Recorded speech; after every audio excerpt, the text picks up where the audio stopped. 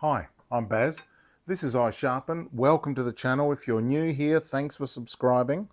Today I'm going to sharpen some wheelchair knives, and I just wanted to show you something. These were sharpened on a sanding belt. You can see the concave edge there, very shiny, very trendy. You know, they polish it up, but I don't know. Are these convex edges weaker or stronger? You tell me your opinion. But this leaves a bit to be desired. So that was a bit ordinary. The bolster was sticking up, so the previous sharpener has tried to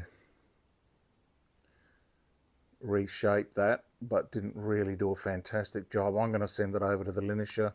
I'm going to round that off and make it a bit nicer to look at.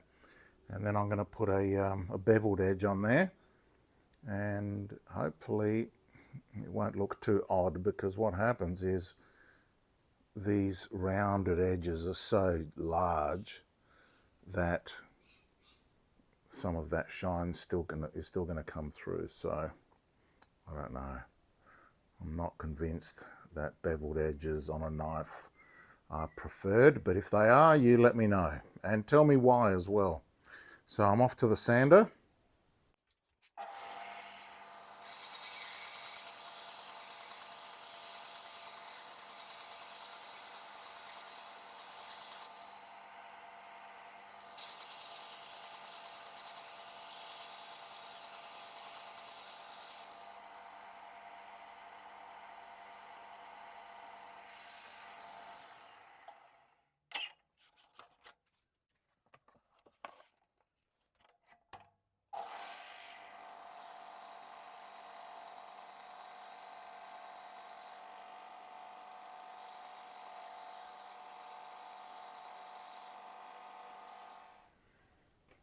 Okay, that's done. That's a little bit nicer, I think.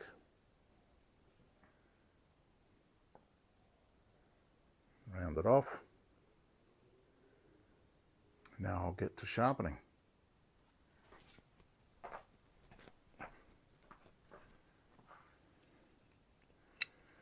So we pop it in the clamp.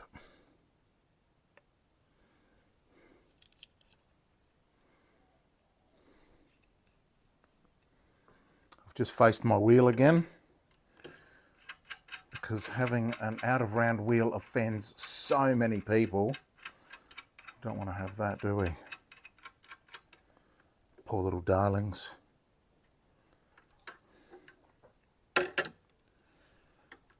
Let's see if I can guess it. I reckon that's about 30. I'm going to sharpen it at 30 degrees, which is a total angle, 15 degrees per side.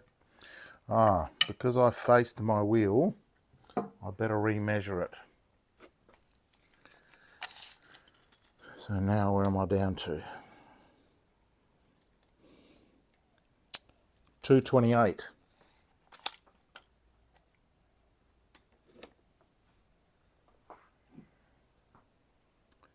$228.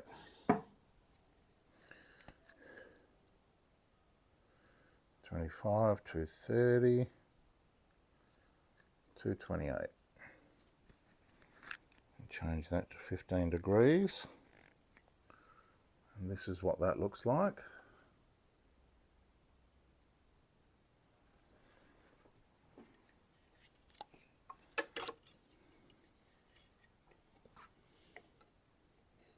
Oh, nailed it.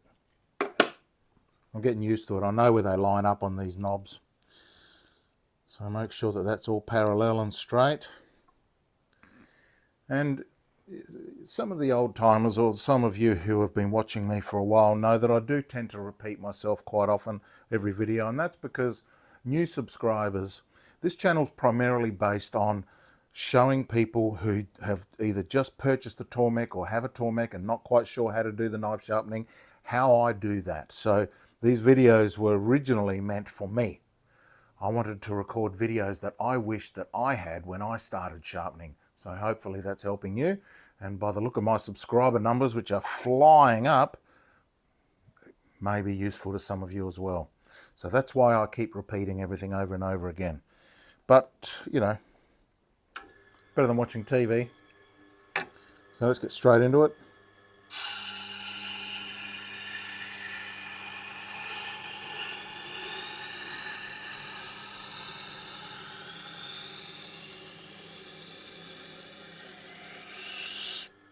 That water's a bit milky. I forgot to change it after grinding my wheel out, so I'm going to do that now.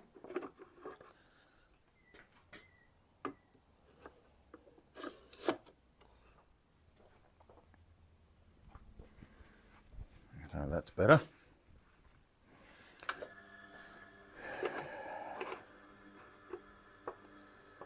Nice.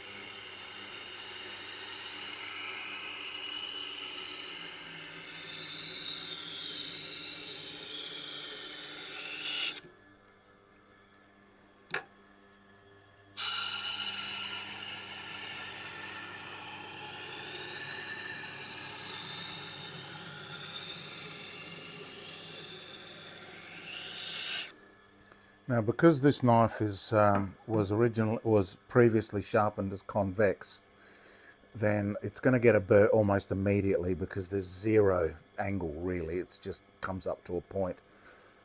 So don't be fooled by an early burr. Right? I will still look at it with my engineering eye and make sure that the burr looks nice and has been fully developed. It's a bit thin on this side, so I'll give this one another grind.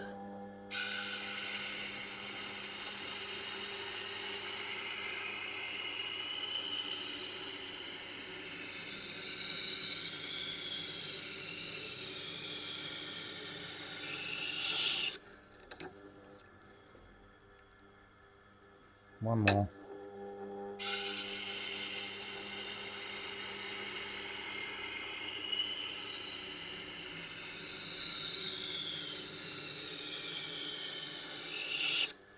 And you might be saying, well, aren't you supposed to do one side then the other and alternate between the two in order to get a perfect centered apex?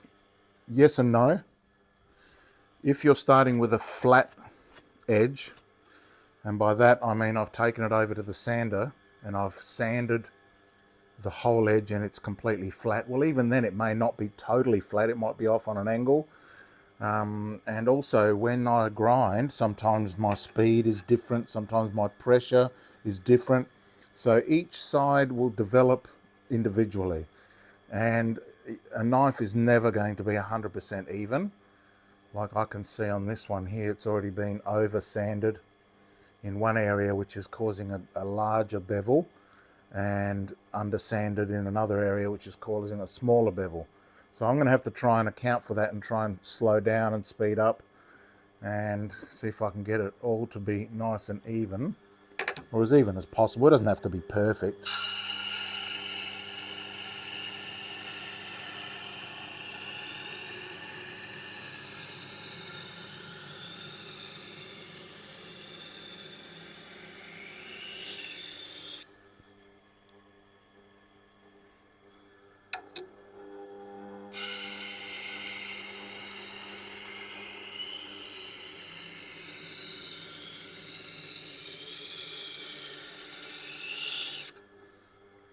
And yes, I start tip first. I call it my dive bombing technique. Oh, it goes right in. It doesn't overgrind the tip. It just makes it perfect because, as I'll explain maybe in perhaps a dedicated video one day, the drama with starting at the heel is that, first of all, you're very rarely going to land it perfectly. Right? You're going to often hit that side first or hit that side first, and then you're going to have to find your way. It ruins the whole heel. And then also, by the time you get up to here, you'll find that you've rotated on here without noticing. because you're focusing so much on the bevel that you haven't noticed that you've rotated, and then the heels are all out of wonka. You never know quite where to finish. Often it ends up with facets on the edge. I avoid all that by coming in tip first and then rotating slowly down past the curve into beautiful even travel. And then I can pause at the heel perfectly, and it provides a good heel and a good tip.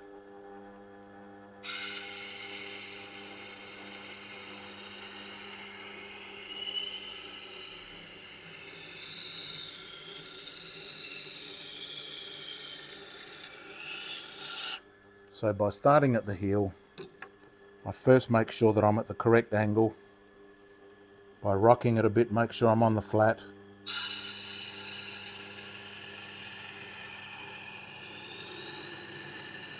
And then slowly and steadily make your way down the knife. Gently coming up against this bolster. And I round off the corners of my wheel so that it comes in here nicely. And then we're gold. So let me have a look at that.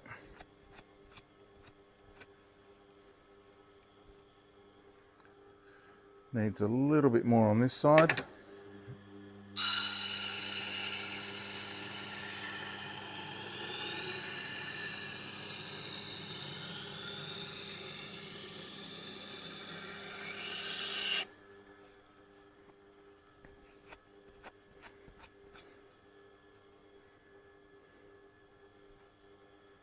Nice. So I'm done with the coarse setting.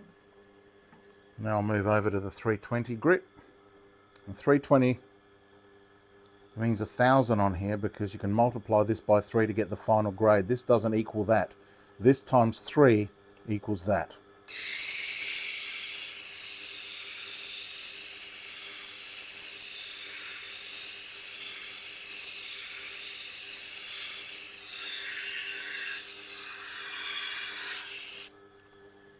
Don't need much. That feels much smoother now.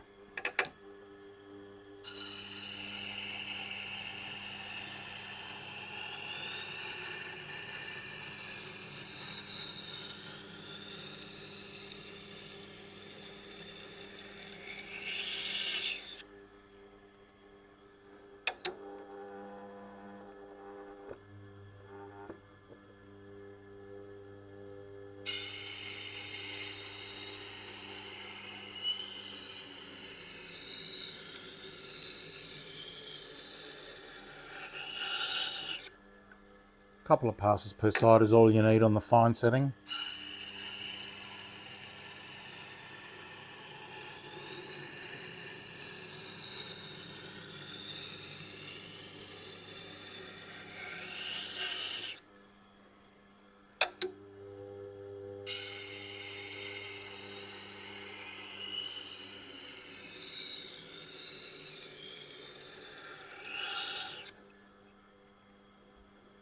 And that's finished.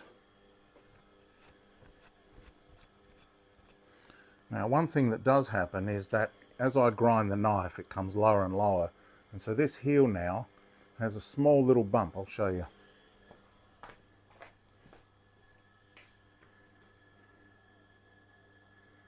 See how it's higher there? So I'm just going to pop it on the wheel, and what I do is I just touch it on the side of the wheel like that, and I just bring this down. It does flatten the edge, so there's no edge right on the corner, but it doesn't have to be. What we want is for this area here to be on the cutting board, so that when you're cutting herbs, right, you can bring it right down to the very edge, and there's nothing sticking up here to get in the way and squash the herbs. All right, so I'll do that now.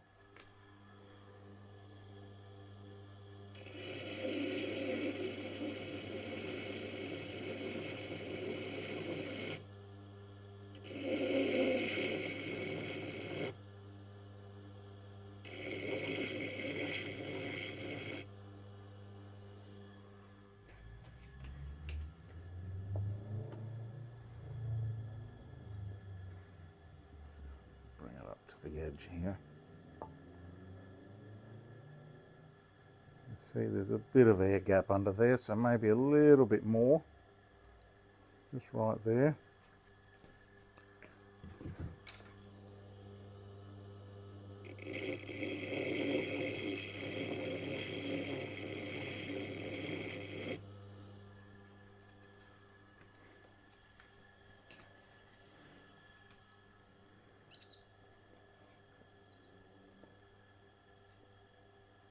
Nice. That'll squash, that'll cut through a herb.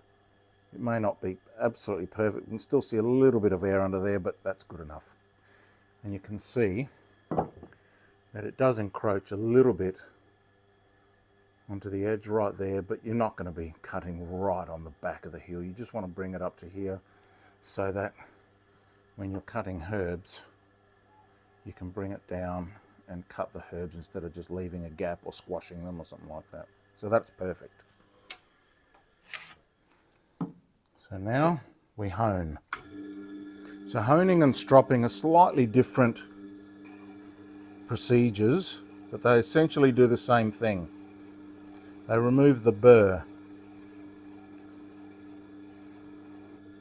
And why do we want to remove the burr? We want to remove the burr because the burr is a piece of overhanging metal. As you're grinding, it'll leave a sort of a wave of metal over on this side if you're grinding from this end.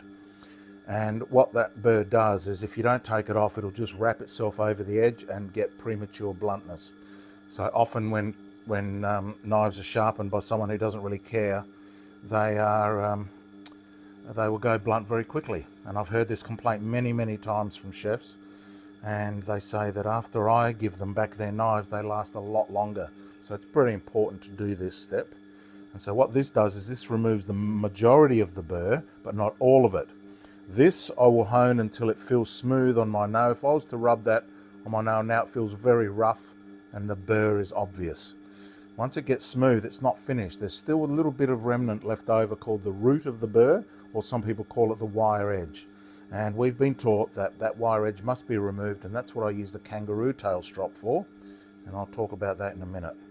So first of all, I make sure the burr is on the top because I don't want to attack the burr straight up. I want to polish the back of the burr to weaken it so that when I do attack the burr from this side, the burr is at the top now, so when I do attack the burr from the top, it comes off much easier than if I just try and attack it straight up. So I just lightly hold it roughly at the angle that it was ground. It doesn't have to be perfect. And in fact, what I do is I'm practiced now, but to teach me where that angle is, I'd rest the knife on the wheel, and when it's on the bevel, you can feel it because it grips. There's more friction on the bevel than there is on the edges, which are just single points of contact. So when I lean it over, I can feel it wants to pull, and that means I'm on the bevel. Then I lift it up slightly so that I'm favoring the apex. And these are the little things that I use in order to get such sharp edges, which you'll see in a minute. This is a very ordinary knife. It's not a very high quality knife. It's wheeled shear. They don't mention the steel or anything, so I presume they're not really that proud of it. I call them sinkies because they're made of sink steel. But they still do a pretty good job, especially at home in a domestic environment. You really don't need to spend too much on a hugely hard knife. If you do, that's great because it'll last longer, but these will also last quite a long time. I've had people say, oh, I've been using this knife for 20 years and it's been okay, but lately it's got a bit dull. So, you know, even a knife like this can do a pretty good job in a normal house kitchen. And by removing the burr and the root of the burr, or the wire edge as they call it, it will last a lot longer.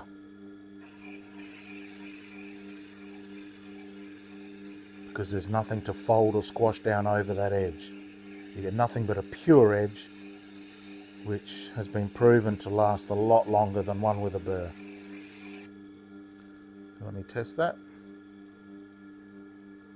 That feels very smooth. So we're done with that operation, but not with the whole knife.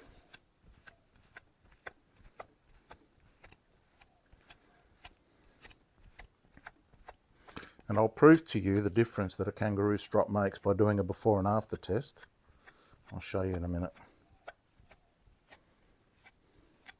I do this on most videos, but I like doing it. It gives me a buzz.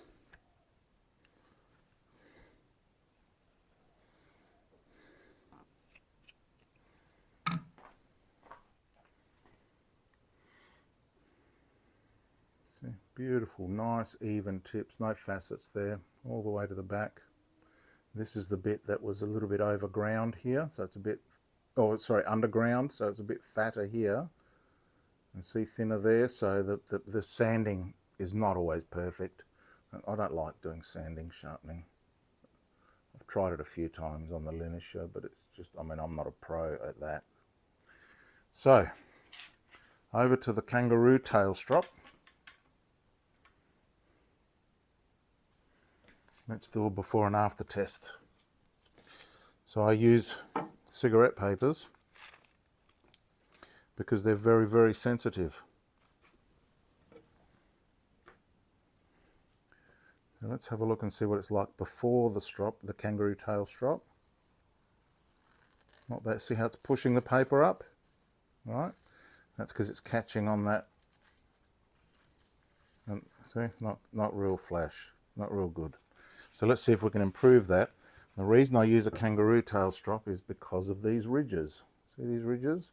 And these ridges, they grab the wire edge and they rip it off. Sometimes I think I can hear them doing that, but I don't think that's actually happening. So I just, again, favouring the apex, but not fully upright, but not fully flat either. It doesn't have to match the bevel at all. A lot of people think it does. I don't know. Mine, I never worry about that too much.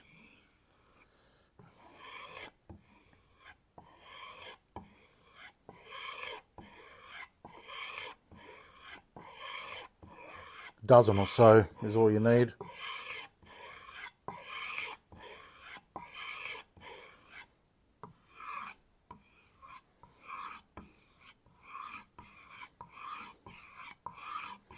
Just to break off that little wire edge and leave nothing but a clean apex. I mean, this is pretty soft. It's not going to damage the edge. A lot of people concerned about rolling the edges, but think about it. If this is all it took to roll the edge, then what sort of a knife is that? That's no good at all. It means that it would roll as soon as you start using it and hitting it on a wooden block as you're cutting meat or veg or whatever, and it would roll immediately. And that doesn't happen. So this can't be rolling the edge either. I mean, I wouldn't put 10 tons of pressure on it, but just the way that I'm doing it like this with a hand is plenty. And let's just test that and see if that's any better.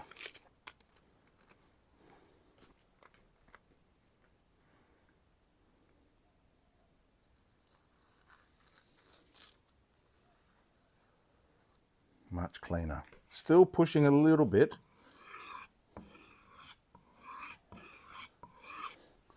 So I might try the suede side a little bit with some lighter strokes.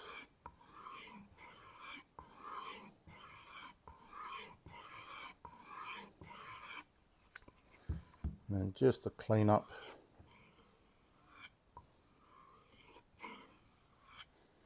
Let's see if that helped.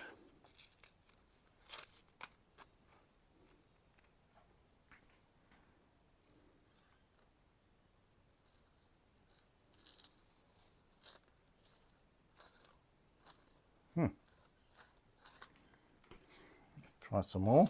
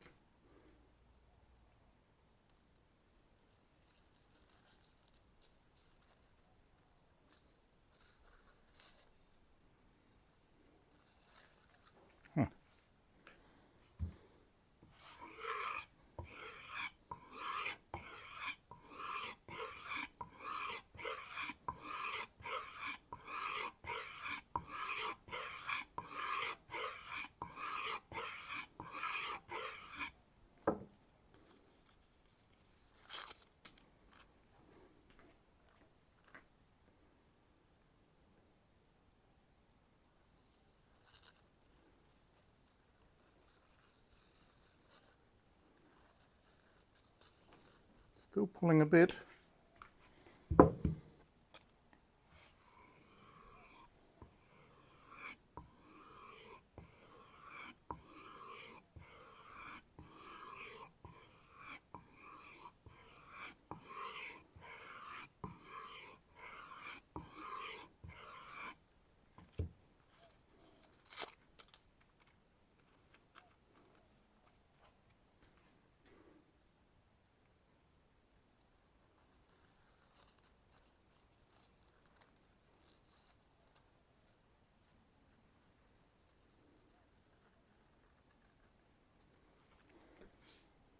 Not quite there yet.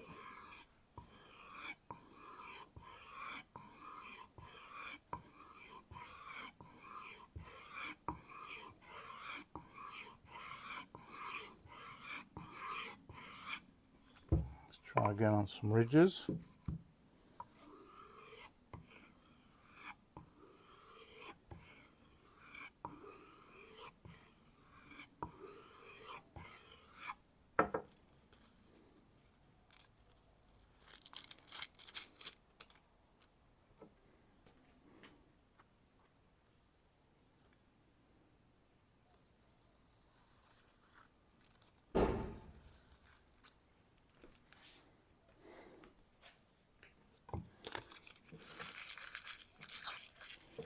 Run out of paper. Get some more.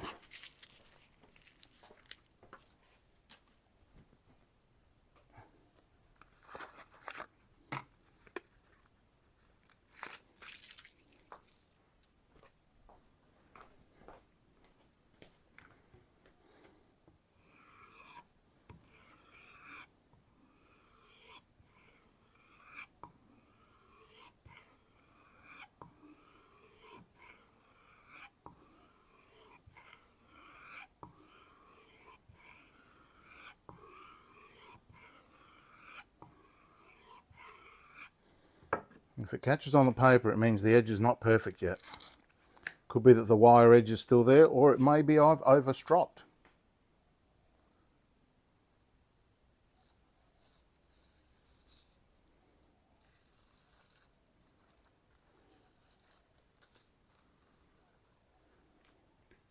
Getting there.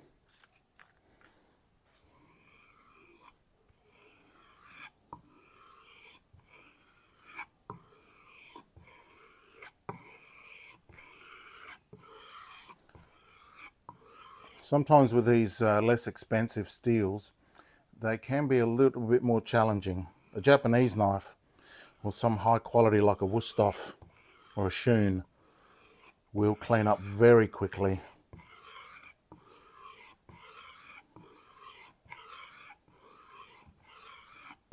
Behave much better.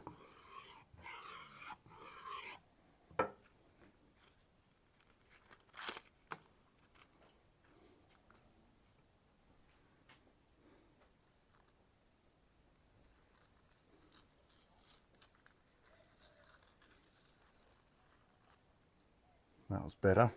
We're getting there.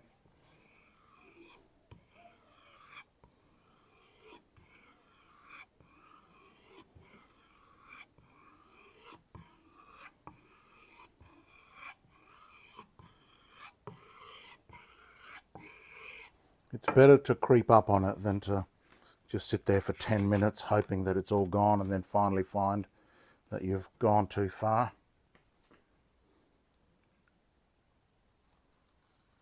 Oh, that was nicer.